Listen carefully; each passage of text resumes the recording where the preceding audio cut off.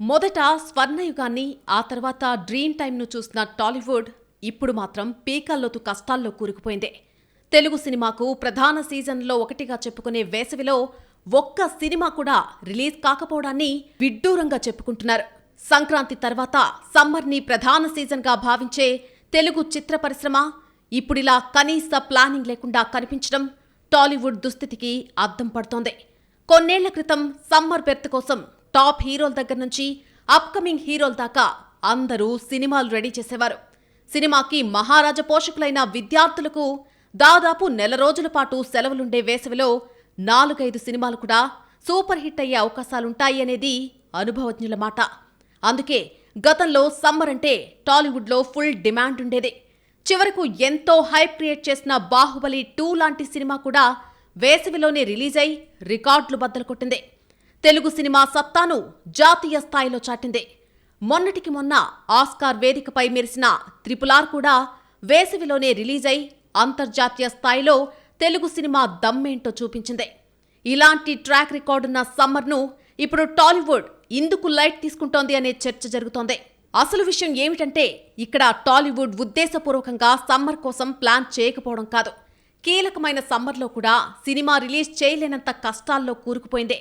కొంతకాలంగా పెరుగుతూ వస్తున్న టాలీవుడ్ కష్టాలు ఇప్పుడు ఊపిరి సలపని స్థాయికి చేరాయనే వాదన వినిపిస్తోంది. అయితే కింద పడ్డా పైచేయి మాదే అన్న చందంగా ఇంకా వాస్తవాలు ఒప్పుకోవడానికి టాలీవుడ్ పెద్దలకు మనసు రావడం లేదు.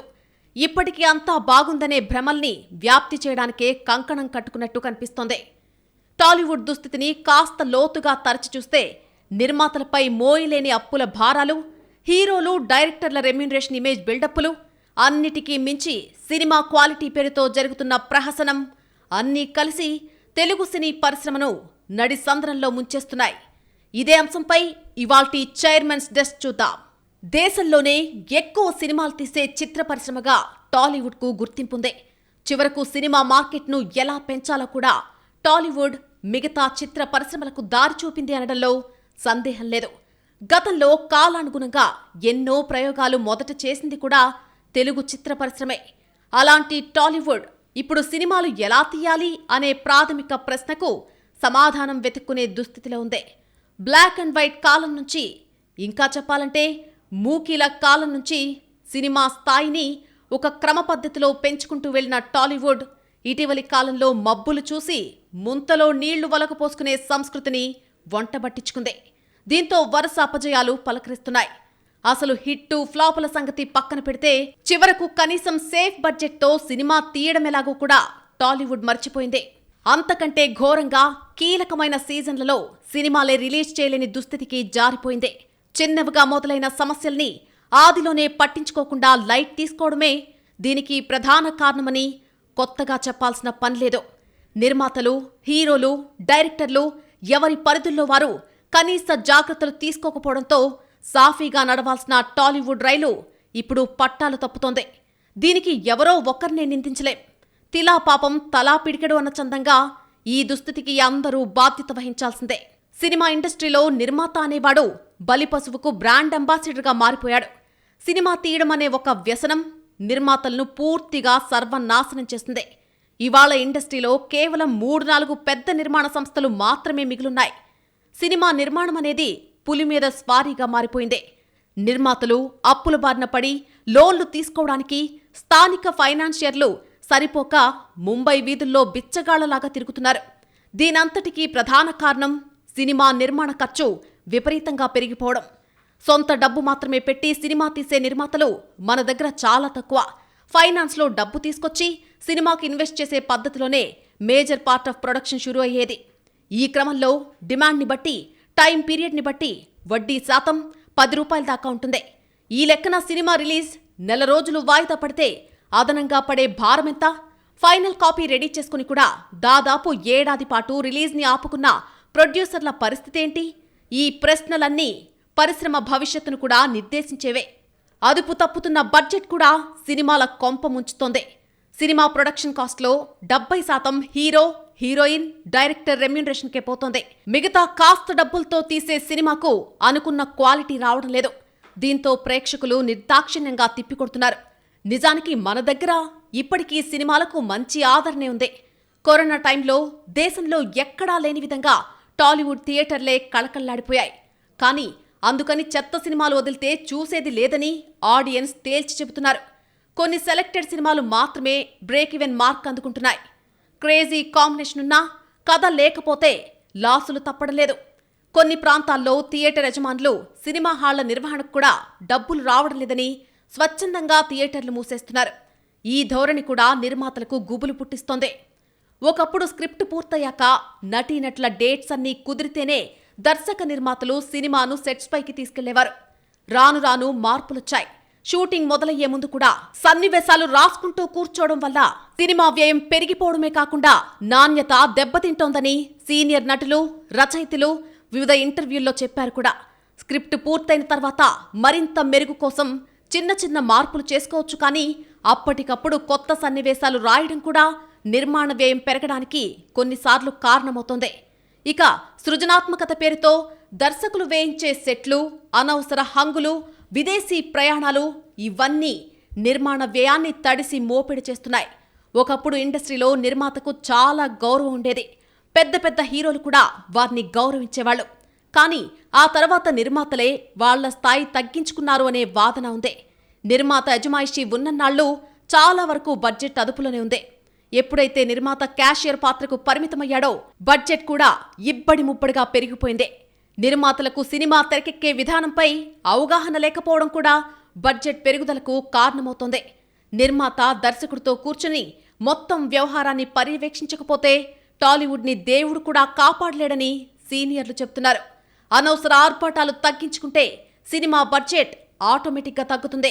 2 నెలల్లో తీయాల్సిన సినిమాను 4-5 ఏళ్లకు దాటించి ప్రొడక్షన్ క్వాలిటీ పేరుతో నిర్మాతల రక్తం తాగేస్తున్నారు డైరెక్టర్లు. 5-6 డైరెక్టర్ల విశృంఖల చేష్టల వల్లే ఇండస్ట్రీ మట్టిలో కలిసిపోయే ప్రమాదం వచ్చింది. అసలే ఆర్థిక మాంద్యం, ఆపై యుద్ధం వెరసి సినిమా రంగం కూడా కుప్పకూలిపోయింది. డైరెక్టర్లు, హీరోలు సినిమా ఇండస్ట్రీకి విలన్లుగా మారిపోయారు. అసలు సినిమా ఇండస్ట్రీ సర్వనాశనం కావడానికి ప్రధాన కారణం హీరోలే. ఒక్కో హీరోకి 100 కోట్ల రెమ్యునరేషన్ దేనికి? బ్రాండ్ ఇమేజ్ పేరుతో హీరోలు చేస్తున్న దాష్టికం వల్లే ఇవాళ సినిమా ఇండస్ట్రీ కొన ఊపిరి స్థితికొచ్చింది.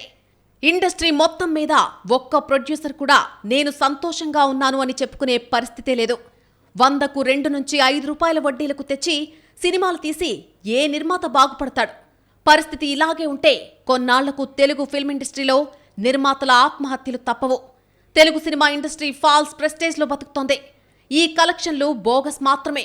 హీరోల ఇమేజ్ కూడా బోగసే. ప్రీ రిలీజ్ ఫంక్షన్లు, భజన ఇంటర్వ్యూలు అన్నీ బోగసే. ఫైనల్గా ప్రొడ్యూసర్ల 100 కోట్ల అప్పులు మాత్రమే నిజం. హీరో డామినేషన్ తగ్గినప్పుడు తెలుగు ఇండస్ట్రీ బాగుపడుతుంది. రెమ్యునరేషన్లు మార్కెట్ను బట్టి నిర్మాతలు ఫిక్స్ చేయాలి, కానీ హీరోల డిమాండ్లకు తలొగ్గడమేంటి అనే వాదన కూడా ఎప్పటినుంచో ఉంది. కాన ఆ దిశగానూ ముందడుగు పడలేదు. హీరోయిన్ ఎవరుండాలో కూడా హీరోలే డిసైడ్ చేస్తూ ఉండడంతో బడ్జెట్లు విపరీతంగా పెరుగుతున్నాయి. డైరెక్టర్లు కూడా మరింత భారంగా మారుతున్నారు. ఎవ్వరూ నిర్మాతను సపోర్ట్ చేయడం లేదు. కింది వాళ్ల కష్టాలు అసలే పట్టించుకోవడం లేదు. దీంతో టీమ్ స్పిరిట్ మిస్ అయిపోతోంది. ఎవరికి నచ్చినట్టు వాళ్ళుంటున్నారు. అంతిమంగా సినిమా నష్టపోతోంది. తెలుగు సినిమాకు ముందు నుంచి నిర్మాతే హీరో, ఆ తర్వాత కథానాయకుడొచ్చి పీటమెక్కాడు. అక్కడి నుంచి దర్శకుడి వైపు కెప్టెన్ ఆఫ్ ది షిప్గా సినిమా ప్రయాణం మొదలైంది. ఈ క్రమంలో నిర్మాత రాను రాను తన మునుపటి వైభవాన్ని కోల్పోతూ వచ్చాడు. కేవలం ప్రొడక్షన్ మీద గ్రిప్పున్న సంస్థలు మాత్రమే అప్పట్నుంచి ఇప్పటికీ తమ పలుకుబడిని చూపిస్తూ సినిమాలను కంట్రోల్ చేస్తూ ఉన్నాయి. అప్పట్లో పోస్టర్పై వచ్చే నిర్మాతల పేర్లు చూసి సినిమా ఎలాంటిదో ఇట్టే చెప్పేసేవారు. నిర్మాతలు తమ అభిరుచులకు తగ్గ కథల్నే దర్శకులతో తీయించేవారు. రాను రాను ఆ కల్చర్ కనుమరుగైపోతోంది. కేవలం కొందరు హేమాహేమీలు మాత్రమే ఇప్పటికీ ఆ పాత కల్చర్ను కొంతలో కొంత మెయింటైన్ చేయగలుగుతున్నారు.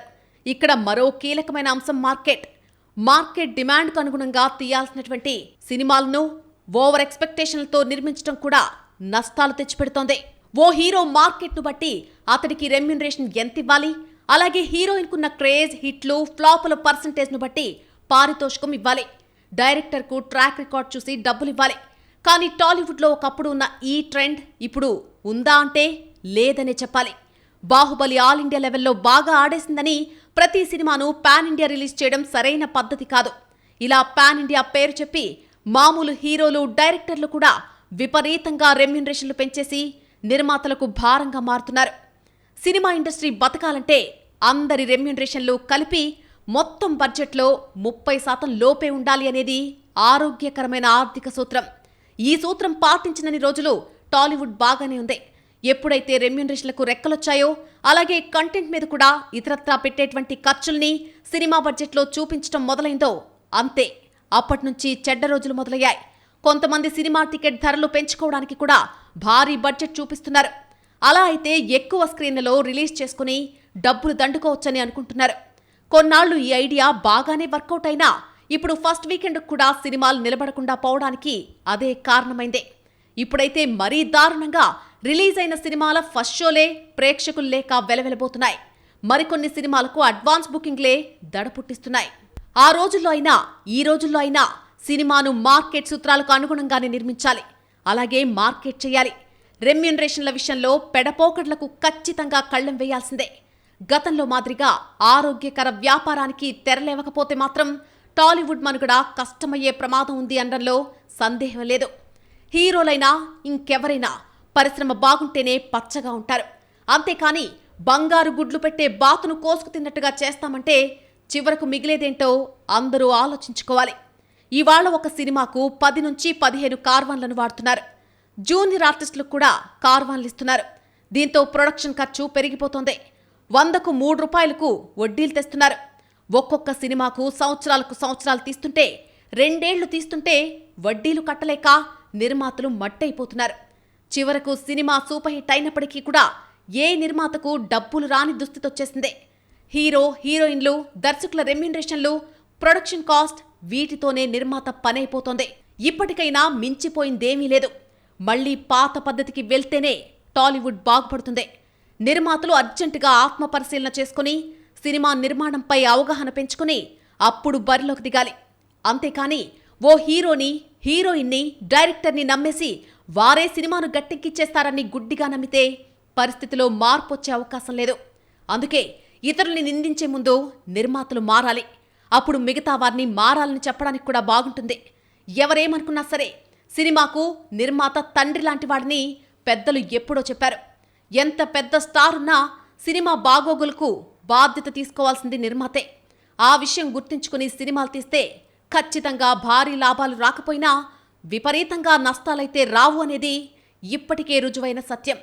అయినా సరే నిర్మాతలు కళ్ళు తెరవకుండా ఇలాగే ఉంటే వారి రాత మారదనేది సుస్పష్టం. ఎగ్జిబిటర్లు, నిర్మాతలు ఇవాళ సిగపట్లు పడుతున్నారు. వాటాల కోసం కొట్టుకుంటున్నారు. కానీ నిర్మాణపు ఖర్చులు తగ్గించాలని, హీరోలు, డైరెక్టర్ల డామినేషన్ తగ్గించాలని ఇందుకు నిర్ణయం తీసుకోరు. అది జరిగిన రోజు ఇండస్ట్రీ బాగుపడుతుంది. నిర్మాత ఈరోజు క్యాషియర్ లాగా మారిపోయాడు. ఆ దుస్థితి నుంచి బయటకొచ్చినప్పుడే సినిమా ఇండస్ట్రీ మళ్లీ బతికి బట్ట కడుతుంది. అసలు సమస్యల సుడిగుండంలో ఉన్నామని గుర్తించడానికే టాలీవుడ్కి మనసు రానప్పుడు ఇక వాస్తవ సమస్యలు, వాటికి సముచిత పరిష్కారాల గురించి ఆలోచించేది ఎవరు అనేది కీలక ప్రశ్న. అలాగని టాలీవుడ్లో సమస్యల గురించి అసలు చర్చే జరగలేదని చెప్పలేం. గతంలో రెమ్యూనరేషన్ల సమస్యపై నిర్మాతలు సమావేశాలు పెట్టుకున్నారు. అప్పట్లో కొన్ని సూచనలకు స్టార్ హీరోలు ఓకే చెప్పారనే ప్రచారం కూడా జరిగింది. కానీ పరిస్థితిలో మాత్రం ఎక్కడా మార్పు వచ్చిన దాఖలా లేవు. అటు నిర్మాతలు, ఇటు హీరోలు, మధ్యలో డైరెక్టర్లు అందరూ కూడా ఒక మాట అనుకుంటే ఇక టాలీవుడ్కొచ్చే మంచి రోజుల్ని ఎవ్వరూ ఆపలేరు. పేరుకి 24 క్రాఫ్ట్స్ అయినా సినిమాకు నిర్మాత, దర్శకుడు, హీరోనే కీలకం. ఈ ముగ్గురు క్రమశిక్షణ పాటించినంత కాలం టాలీవుడ్లో స్వర్ణయుగం నడిచిందనే చరిత్ర చెబుతున్న సత్యం. ఇప్పుడు ఈ ముగ్గురులో ఎవ్వరికీ క్రమశిక్షణ ఉండడం లేదని సీనియర్లు కొన్నాళ్ల నుంచి మొత్తుకుంటూనే ఉన్నారు. కానీ వారి మాటల్ని చాదస్తంగా కొట్టిపారేసిన టాలీవుడ్ పెద్దలు సమస్యలు పరిష్కరించడానికి చిత్తశుద్ధితో ప్రయత్నించలేదు. దాని ఫలితమే ఇప్పుడు నిర్మాతలు నిండా మునిగే స్థితి. ఇంత జరిగాక కూడా ఎక్కడా రెమ్యూనరేషన్ల తగ్గింపు గురించి చర్చ రాకపోవడం అసలైన చోద్యం. ఇక్కడ మొత్తంగా రెమ్యూనరేషన్లు తగ్గించాలని ఎవ్వరూ అనడం లేదు. కానీ డిమాండ్ మార్కెట్ను బట్టి రెమ్యూనరేషన్ ఉండాలనే ప్రాథమిక సూత్రానికి ఖచ్చితంగా కట్టుబడాలి. అంతేకాని బ్రాండ్ ఇమేజ్, ఫాల్స్ ప్రెస్టేజ్ కోసం పాకులాడి విపరీతంగా రెమ్యూనరేషన్లు పెంచేసుకుంటూ పోతే చివరకు నిర్మాత సినిమాలు తీయాలంటేనే భయపడే స్థితి వస్తుంది అనడంలో సందేహం లేదు. ప్రస్తుతానికి 4-5 పెద్ద సినీ నిర్మాణ సంస్థలు మాత్రమే ఏవో తంటాలు పడి సినిమాలు తీస్తున్నాయి.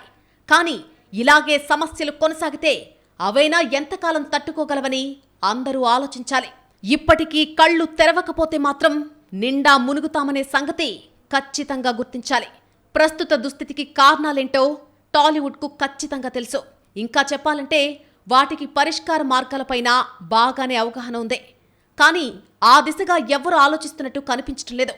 ఎవరికి వారు అంతా బాగుందని చెప్పడానికి, ఆల్ ఈజ్ వెల్ అని ప్రచారం చేయడానికే ప్రాధాన్యతిస్తున్నారు. కానీ అదే నిజమైతే కీలకమైన సమ్మర్ సీజన్లో ఒక్క సినిమా కూడా ఎందుకు రిలీజ్ అవ్వలేదో సమాధానం సూటిగా చెప్పగలరా? ఇదొక్కటే కాదు, ఇటీవల స్టార్ హీరోల సినిమాల రిలీజ్ డేట్లు వరుసగా వాయిదా పడుతున్నాయి. గతంలో షూటింగ్ లేట్ అయితే ఇలా జరిగేది.